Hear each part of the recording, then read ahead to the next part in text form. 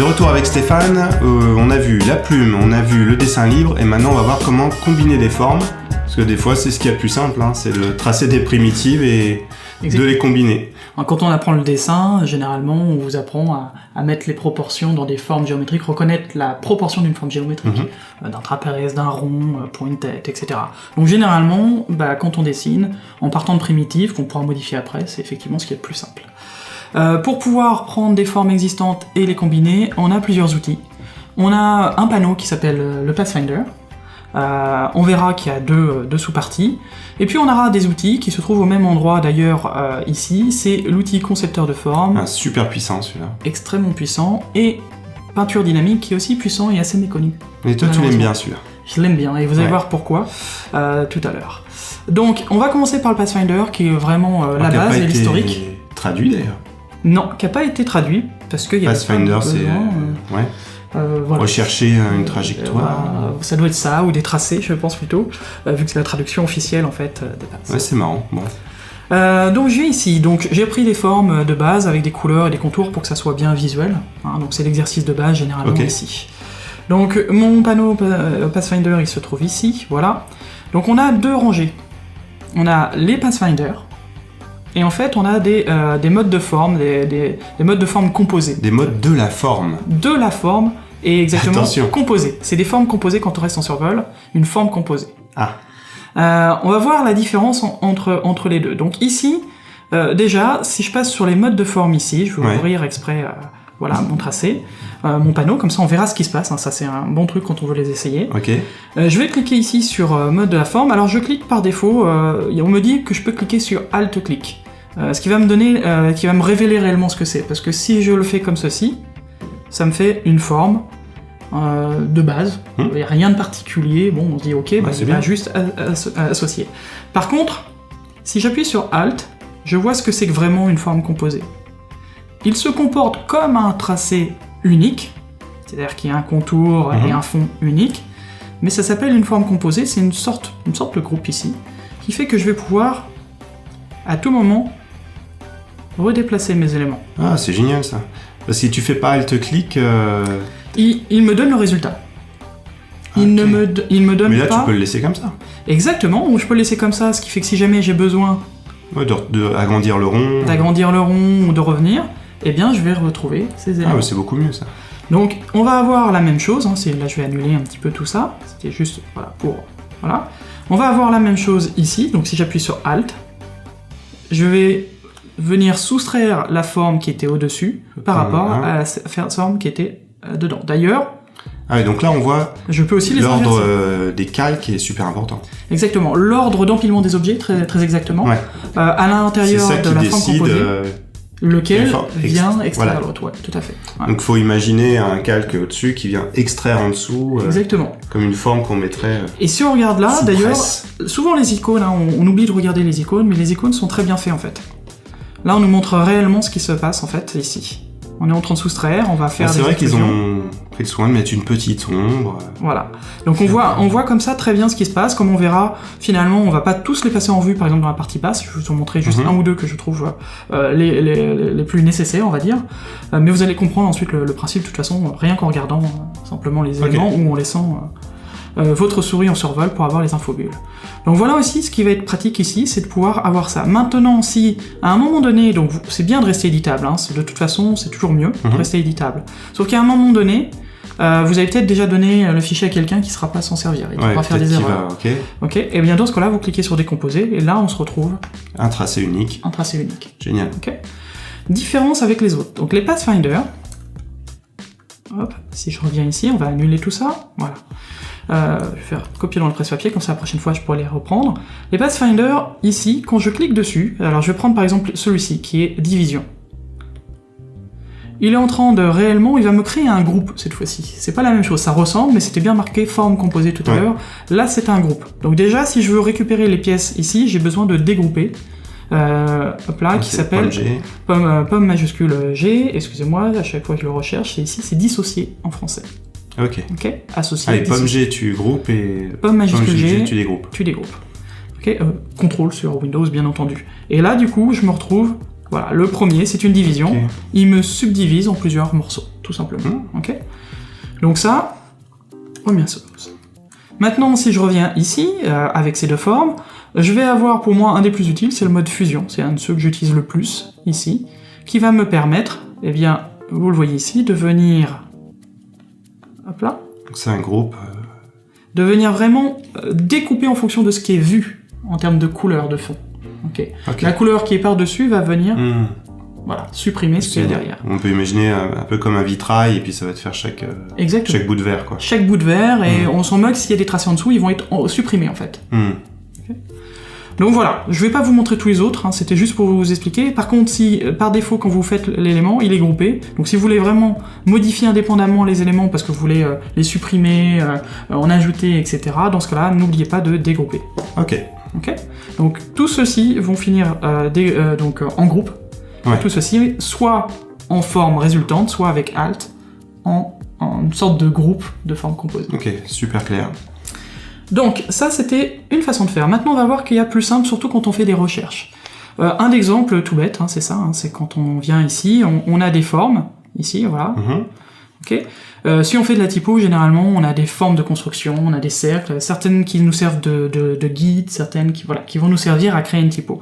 Mais on peut imaginer ça avec tout un tas d'autres formes que vous avez créées. Hein. J'aurais pu très bien dessiner cette typo voilà, à la main sur un papier, la scanner ou la prendre en photo, la mettre derrière et m'en servir juste de base pour pouvoir faire ce genre de dessin. Bien ici, au lieu de chercher quel est le Pathfinder qui va fonctionner le mieux... il y a un peu de travail. Voilà, généralement, on va mettre des formes, des couleurs en dessous pour être sûr qu'il va bien... Voilà. On va utiliser plutôt l'outil concepteur de forme, ici, qui est apparu dans CS5. Cet outil est extrêmement pratique. Il faut sélectionner les éléments. Alors moi, vous voyez déjà qu'il y a un petit comportement, il y a des petites couleurs qui apparaissent. Ouais, et si vous le prenez, vous les avez pas, par défaut. Ouais, ça, c'est un truc que tu as coché. Exactement. Double-clic sur mon outil. Comme d'habitude, j'ai accès aux options. J'ai coché ici curseur d'aperçu de la nuance, donc c'est ce que vous avez vu, les trois petites couleurs. Et j'ai aussi coché ceci.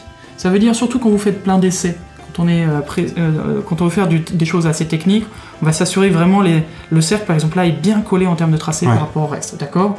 Maintenant quand je fais des essais, il y a des fois voilà, on s'en moque un petit peu, on n'a peut-être pas tout placé, mais on veut juste faire des essais. Ok, donc tu veux laisser un peu de marge si jamais il y a un petit espace, c'est ça ? Voilà, et bien là je vais lui donner une détection, voilà, il va se dire ok, là on voit la valeur, petite, moyenne, grande ou personnalisée, là je suis mon fichier est en millimètres, on voit qu'à 1 millimètre près, il considère que c'est bon et il remplira quand même. D'accord. Okay, donc voilà, donc ça c'est les deux options que j'ai cochées, qui n'étaient pas par défaut. Ok, je vois. Okay. Et ce qui fait que maintenant, j'ai ceci. Alors, le petit curseur de couleur que vous voyez, en fait, ça représente la couleur qui est sélectionnée et ses couleurs voisines. Dans ton nuancier, ok. Voilà. Ce qui veut dire qu'au lieu de changer de couleur comme ça, en faisant des allers-retours, je vais pouvoir, avec mes flèches de clavier, faire défiler. Ok, tu fais gauche-droite et tu te balades dans le nuancier. Exactement. Gauche-droite, je me balade dedans et je vais même pouvoir revenir. Alors, par défaut, je reste dans un même dossier. Flèche du bas, je change de dossier. Ah, ok. Bon. Voilà. Et donc, ici, il suffit de faire cliquer-glisser en ligne droite sur ce que je veux fusionner. Parce que là, il y a un plus, là. Exactement. Ah, t'as même pris l'espace. Exactement. Même c'est le ça vide. qui est génial. Ah, ouais, ça, c'est fort. Là, par exemple, je ne veux plus de ça, j'en ai plus besoin. Alt. Ah, voilà, ça met un petit moins. Alt-clic. Hop là. Et je supprime. Maintenant, imaginons pour une raison ou une autre que je veuille avoir une couleur différente en bas. Je change de couleur. Ici. Ok. Je supprime, là, je prends le petit espace. Je vais prendre ici le petit espace. Voilà.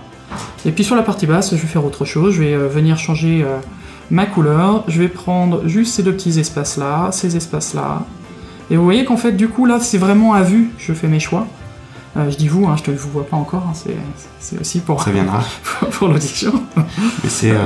Et voilà. Et donc ici, je me retrouve tout de suite avec un contour. Et si finalement je veux... C'est hyper rapide. C'est extrêmement rapide. Extrêmement rapide, très précis. Et voilà, ça y est, c'est fait. Ma typo est faite. Alors là, il me restait des petits espaces vides, justement, qui n'étaient pas bien calés. Hein, on aperçoit ici des éléments. Ici. Wow. Voilà, donc ça, super. Concepteur de forme, pour moi, il a vraiment révolutionné la donne. Ah ouais. J'utilise toujours le Pathfinder, ne serait-ce que pour vraiment réunir des formes, etc. J'utilise toujours, mais quand j'ai besoin de faire surtout des essais créatifs, c'est... Non, puis ça apporte vraiment une autre logique, même en amont. Exactement. Tu vois, quand tu anticipes une forme, tu fais tes ronds, tes trucs, tes espaces.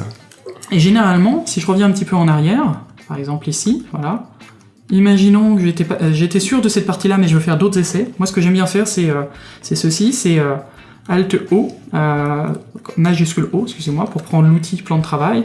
On va dupliquer avec son contenu, et du coup, je peux faire des variations sur l'autre artboard, en refaisant des fusionnés, en refaisant des essais, etc. etc. Donc moi, j'aime beaucoup utiliser ça, concepteur de forme pour faire mes essais. Je prends mon outil plan de travail, et je viens, tiens, je suis mentionné, et je viens faire une duplication, et refaire peut-être d'autres assemblages, etc. etc. Ok. Donc voilà un petit peu pour ce qui est ce premier outil-là de concepteur de forme. Donc il y a un troisième que tu aimes bien, alors peinture dynamique. Peinture dynamique. Qui est méconnu, tu disais. Alors il est méconnu parce que effectivement c'est, on connaît 2-3 choses, mais il est passé inaperçu, je pense. C'est apparu dans CS2 ici. Je pris exprès une forme assez basique comme ceci. Donc l'outil se trouve donc sous mon outil concepteur de forme ici. Okay. Et lorsque je vais cliquer sur un ensemble sélectionné, il va créer un groupe de peinture dynamique. Ou alors je peux passer ici par mes options ici pour créer un groupe de peinture dynamique. Je ne le vois plus, voilà, ici. Ok, en faisant créer. Ok. Donc je vais pouvoir demander, même principe que tout à l'heure, je vais avoir ces couleurs, donc ce comportement est hérité en fait de la peinture dynamique, celui qu'on a vu sur le concepteur de forme, et je vais pouvoir remplir. D'accord ? Donc ça, on vient le voir avec le concepteur de forme. Hop là. Et puis voilà. Okay. Donc ça c'est quelque chose qui, bon, vous direz, ok, on a le concepteur de forme pour ça. Le gros avantage, c'est que tout ce qui est à l'intérieur reste dynamique. Et ce qu'on entend par dynamique, si je prends ma flèche blanche, que je viens sur ce trait, je peux bouger des points, et la relation entre eux... Donc là, la zone rose, par exemple, tu peux modifier ses frontières et elle restera rose. Exactement. Alors là, je fais sur ce tracé par-dessus, mais ça peut très bien être aussi celui-ci, etc. Oh là, c'est magique ça. C'est extrêmement magique. Et si par exemple, on fait un petit rappel sur ce qu'on a vu tout à l'heure, si je prends par exemple ici mon outil crayon, je vais pouvoir retracer, et on voit que la couleur, ou lisser, la couleur va rester. D'ailleurs, ce tracé-là n'est pas obligé d'être en couleur. Ouais. Et je vais pouvoir du coup faire des séparations assez faciles de cette manière. Donc voilà un petit peu ce que c'est que la peinture dynamique, et ce qui est extrêmement pratique. Ça se traduit comment dans ton calque, ça? C'est quoi comme objet, ce truc? Alors, cet objet, c'est un groupe qui s'appelle peinture dynamique. Ah voilà, c'est quand même quelque chose de spécial. Oui, c'est un groupe spécial, c'est une sorte de groupe, dans lequel mes éléments sont stockés. Maintenant, ce que je peux faire aussi, c'est qu'on a un deuxième outil avec, qui s'appelle l'outil sélection de peinture dynamique. Je vais sortir ici, voilà. Qui va me permettre de faire d'autres choses, qui va me permettre de sélectionner par exemple un bout de contour et le supprimer. Je sélectionne le contour et je le supprime. En fait, ça c'est tout bête, mais c'est effectivement aussi quelque chose que je vais vous remontrer sur le concepteur de forme. Ça permet de supprimer des éléments à l'intérieur du groupe de peinture dynamique. Il prend toutes les intersections en fait de vos objets et de vos tracés, et vous pouvez supprimer des objets pleins, des morceaux de tracés, assez facilement de cette manière-là. Donc c'est extrêmement pratique, j'adore ça. Et il y a un autre avantage aussi à utiliser cet outil-là. On va le voir tout à l'heure sur un exemple là que je vais vous montrer. Je reviens juste sur le concepteur de forme une seconde pour vous montrer aussi quelque chose. Je viens ici. Si on mixe avec les outils de dessin libre qu'on avait vu la dernière fois, je pourrais très bien m'amuser ici, je vais faire juste un toto. D'ailleurs au passage, quand vous êtes avec ce crayon, si vous appuyez sur Alt, on reconnaît un petit symbole. Pour fermer. Pour fermer automatiquement. Okay. Voilà, on va juste faire un petit toto ici. Et lorsque vous êtes avec l'outil concepteur de forme, il peut aussi vous permettre à faire juste ceci. Là, si je reviens sur mon outil concepteur de forme, Alt. Alt pour supprimer. Ah ok. C'est tout. Et faire ça pour... Ouais, c'est bien parce que des fois on a des petits débords. Voilà. Ah génial. Donc ça c'est juste une autre façon de faire. Si je vous montre par exemple quelque chose qui m'avait servi dans CS3 pour faire cette colorisation, ici de ce petit cheval, une illustration qui s'appelait Pomme, un livre chez Sin7, ici. Si je vous montre comment ça a été fait, à la base, voilà ce que j'avais. T'es sûr? Non, ça c'est une déformation professionnelle. 7. En fait. 7. Voilà, exactement. Donc tu reçois ce fichier qui est déjà vectorisé, noir et blanc, assez complexe. Oui, assez complexe, et on voit qu'il y a des zones qui sont fermées et d'autres non. D'accord ? Ok. Donc c'est pas très grave. Donc je prends mon outil de peinture dynamique, je vais choisir les couleurs prévues à cet effet. Attention à bien prendre la petite flèche noire, au centre, ici au centre, Et je vais pouvoir Donc venir... là, c'est lui qui détecte tout seul les zones. Oui. Et... D'ailleurs, on voit qu'il te fait un contour avant. Exactement. Et en fait, il va me les détecter. Donc voilà, ici, sélecteur, c'est ça. Voilà, on voit ici, ça c'est le sélecteur, ça c'est les options du Ouais. pot de peinture. Et on a aussi, ici, dans les options de la peinture dynamique, les options d'espace, la fameuse détection que l'on a vue sur le concepteur de forme. C'est hérité. S'il y a un petit espace de moins d'1 millimètre, il ferme, quoi. Exactement. Ok. Très Et bien. on peut, alors dans la peinture dynamique, contrairement au concepteur de forme, vu que c'est quelque chose de vraiment live, hein, y a pas de, on revient pas après dessus, ici, voire même les jonctions là qui nous montrent ici en rouge, il me montre là où il va fermer. Ah, ok. Et si je veux vraiment avoir un trait, je peux cliquer ici, il va me convertir ça en vrai trait D'accord. que je pourrais modifier. Donc ça évite de faire les erreurs dans le Et- futur. Exactement. Mm. Donc ici, on va dire OK. Et puis, on va pouvoir s'amuser, flèche, venir ici, Alterner. alterner, remplir. Ici, d'ailleurs avec Alt aussi, je peux prendre la pipette et rechoisir Ok. une couleur déjà appliquée. Et voilà comment je vais pouvoir m'amuser à mettre des éléments, d'accord? Si par contre maintenant je viens sur un espace comme on va dire, alors on va chercher celui-ci par exemple là, juste pour vous montrer. Ici j'aimerais fermer ça virtuellement, Ok. ok? Parce que là on voit bien en rouge ce qui va remplir. Ouais. Moi j'aimerais que tout ceci soit de la même couleur, on va dire de ce brun, voilà, d'accord? Hop. Alors attention à ne pas cliquer sur les traits. Hop là. Ah, tu peux aussi colorier le contour. Le contour aussi, oui, il fait partie, Non, ça va. c'est une forme. Donc maintenant, si je veux revenir là-dessus, je peux simplement double-cliquer sur l'élément et je rentre en mode isolation. Hein, C'est Mhm. quelque chose d'assez classique ici. Et je vais pouvoir créer un contour qui n'aura ni couleur de fond, ni couleur de début. Et je vais pouvoir fermer, en fait, les éléments Ouais. ici. Donc si je fais un commande Y, Là, on c'est voit bien que toi je suis en qui train de choisis faire... fermer. Voilà, je suis en train de lui dire, en fait, que moi ici, D'accord. je veux fermer mes éléments pour pouvoir les mettre en couleur indépendamment en fait du reste. Donc là du coup c'est moi qui décide et c'est plus en fait la peinture dynamique qui va décider Mhm. ce qui est fermé et ce qui ne l'est pas. Donc là je m'arrête là juste pour vous montrer, c'était juste pour le principe. Je ressors en fait de mon mode isolation et là maintenant si je reviens prendre mon pot de peinture dynamique ici, T'as bien une Alt. petite zone. Mhm. j'ai bel et bien une petite zone.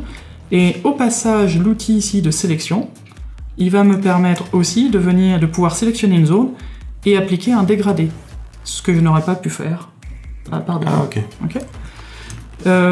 Dernière petite chose par rapport à ça, je peux aussi m'en servir ici, c'est juste pour donner une astuce en plus au passage. Si je rentre en mode, je vais pour l'instant dessiner ici par-dessus une ombre. Voilà. Ok. Donc j'ai bel et bien fait 2 traits. Ok. Mais qui va couper. Je le coupe dans mon presse-papier, Toute la je forme. rentre en mode isolation. Commande F pour coller en place. Ok. Et il Ok. vient le coller au même endroit. Si je ressors maintenant, ici, je vais pouvoir prendre cet outil pour pouvoir sélectionner Ah, juste les petits blocs. juste les petits blocs qui m'intéressent. Et tu peux changer la teinte ou pas? Et c'est ça qui va être bien. Alors par défaut ici c'est le mode de sélection dans peinture dynamique. Je peux faire commande Y pour plus, commande H pour ne plus les voir. Ok. C'est masquer les extras, mais c'est toujours sélectionné. Et vous avez dans le menu édition, modifier les couleurs. Et vous pouvez utiliser soit redéfinir les couleurs, soit à l'ancienne, moi j'utilisais beaucoup correction des couleurs, mais maintenant avec redéfinir les couleurs ici, je vais pouvoir assez facilement modifier les couleurs ici, Ok. ou en luminosité.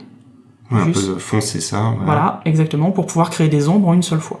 Génial. Voilà pourquoi j'aime bien la peinture dynamique. Ah, c'est excellent. Et donc voilà un petit peu qui clôt en fait cette section d'assemblage de formes, mais on voit que de temps en C'est temps... super puissant, hein. Ah, c'est simplement génial. Très très ouais. puissant. Alors par contre la peinture dynamique on va plutôt l'utiliser vraiment pour de l'illustration, par exemple en BD. Ouais, ouais. On pourra l'utiliser pour dégrossir, mais pas forcément pour faire le T'as premier écrit un travail. livre dessus, c'est le sujet de ton livre. C'est Ouais. effectivement le sujet de mon livre. Ok. Mais il reste une dernière partie qu'on va voir ensemble dans une prochaine vidéo, c'est quand tu importes une image et tu demandes à Illustrator d'essayer d'interpréter Exactement. l'image pour la vectoriser.